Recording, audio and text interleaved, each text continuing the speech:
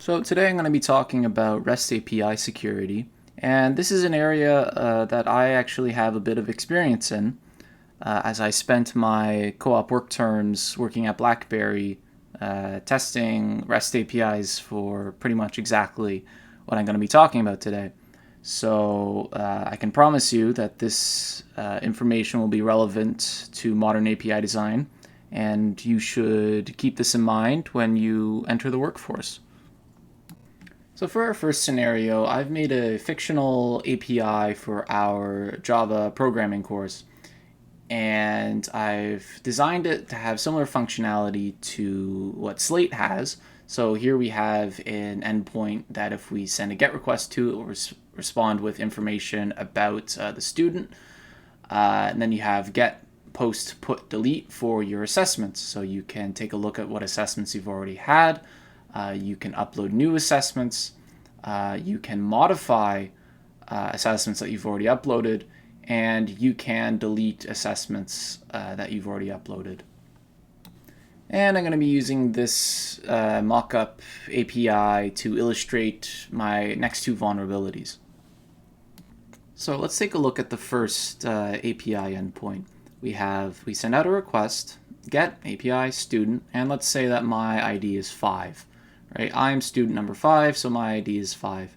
And I send that request out, and the response is my name, and then you get my grades, which seems I am not doing that great right now. So maybe I can try to do something to fix that. You see, it's here where we see our first vulnerability, which is verb tampering. So we understand, as we've covered in this course, that there are 4 main methods for HTTP messages. And we were supplied with a GET method to access information about yourself, right? Logically, we can assume that there must be other endpoints, say, for modifying that information. So if I were to, say, change the GET request to a PUT request, and I added the same information, except I made some modifications. I gave myself some hundreds. You know, that's good. I could use that. I send the request, and I get a response 200. Okay. Now, the big problem here is that when designing this API, there was the confusion between obfuscation and security. Just because the students weren't told about the PUT request doesn't mean people won't try to figure it out. If you have a GET request, you can assume that there are other ways of interacting with the data on this service. So fixing this vulnerability is very simple.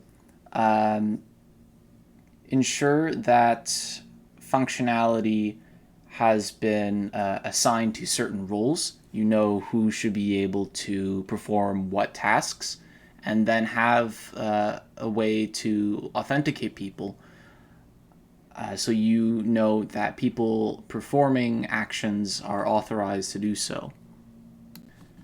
So moving on to scenario 2, and continuing to use our API, we're going to be using a new endpoint where you can upload your assessments to the web server. All you do is provide your student ID and then your assessment, which I have swapped out with file data because in reality it would be just gibberish. And then what should happen is you get a response 200 OK, meaning that the zip file has successfully been uploaded to the web server. Now, let's say that I didn't exactly try that hard on our last assignment. So I know I'm going to get a bad mark, and I don't want that. So what I can do is take advantage of our next vulnerability, which is an IDOR, which stands for, or is short for, Insecure Direct Object Reference. Now, first off, an object in this sense is not like an object in programming. It refers to an object is like a resource to be accessed, which I understand can be confusing. So I'm just getting that clear right now. An object is a resource that can be accessed. So you're indirectly or insecurely directly accessing a resource. So going back to our example, here we have my request again. I am requesting the API for my assessment, and it will respond with my assignment's file data. Makes sense. I gave it my ID, and I sent it to the assessment endpoint, and it will respond with my assignment's data. Right now, the problem here is that I'm authorized as a student. Right, I can perform actions that a student can perform, but the API isn't checking to make sure that I am who I say I am. And since my ID is 5, it's pretty easy to guess that the person next to me will have the ID of 6. So all I have to do is increment my number or decrement or try to guess another one. It's very easy to enumerate.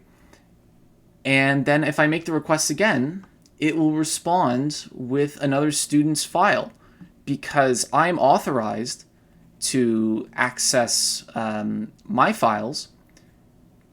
I have the permissions of a student. But then the API is trusting that I am who I say I am. So all I'm doing is lying, saying I'm actually student 6, and the API isn't checking to make sure that's true. So essentially what I can do is make a request, say I'm someone else, get their assignment, and then maybe, either change my assignment to make it better, or maybe just submit it as my own. I've created another simple example just to really illustrate the point. Here we have a different API, and it says here that this endpoint, it changes your user's password, right? You supply your ID, you go to the password endpoint, and in the request body, you have the parameter new password, password123. And the exact same thing that we did in the last example, we can do here. Again, you have permission to change a user's password, and the problem is that the logic doesn't check to make sure that you are who you say you are. Now, the reason I'm using a password now is for the solution. Is that a really good way of getting around this is asking, whenever you're making a change, right? If you're changing an email, if you're changing a password, it will ask you to enter your old password. And that's why it does this. Because a password is a way of confirming that you are who you say you are, even though, so you can't just change the ID. You have to prove your identity again. So I'm going to move on to some much simpler vulnerabilities, and I'm going to spend less time on them. Business logic error. This one's very simple. It's less of a technical vulnerability and more of just a flaw in a system's design. So for instance, say you're on an online store and the web service makes a request to billing, where you fill out your credit card information and whatnot. And then you make a request to shipping, where you give all the information of where to send the package, and then you confirm the order with the endpoint send. And a business logic error is essentially, what if you can just skip the billing stage, right? What if there's nothing in the system stopping you from just making a request to shipping and then send, right? You need to have something in each step of the process to ensure that you've actually, paid for what you're buying. Another very simple one is called user enumeration. When you are signing up for a web service and you put in your email and it says, a user with that email is already here, and you completely forgot that you already made an account with that. Essentially, that can be used as that that can be used if you perform a request, right? You see here, you create a new user with an email, foo@bar, and it gives an error. User with that account exists. Well, now you know that that account is a completely valid email. Someone must have put that in, right? And this one is a pretty low risk-wise. It doesn't have many ramifications. Typically, what it's used for is to find valid emails, and then you sell those to spammers, which is how spammers get a hold of valid emails. So here I've made what should be a simple exercise, essentially just having a Spring Boot project and creating a Java bean for a user, which has an ID, a username, birthday, and password, and then have a sign-in functionality. So you prove who you are, who you say you are, and then a change password functionality. Now, you will have an ID in your URL, so I want you to think about how you can test to make sure that someone just can't just swap the IDs, right? Try to make this while protecting against insecure direct object references. I don't know why anyone would want to, but this is technically licensed under Creative Commons. So, yeah.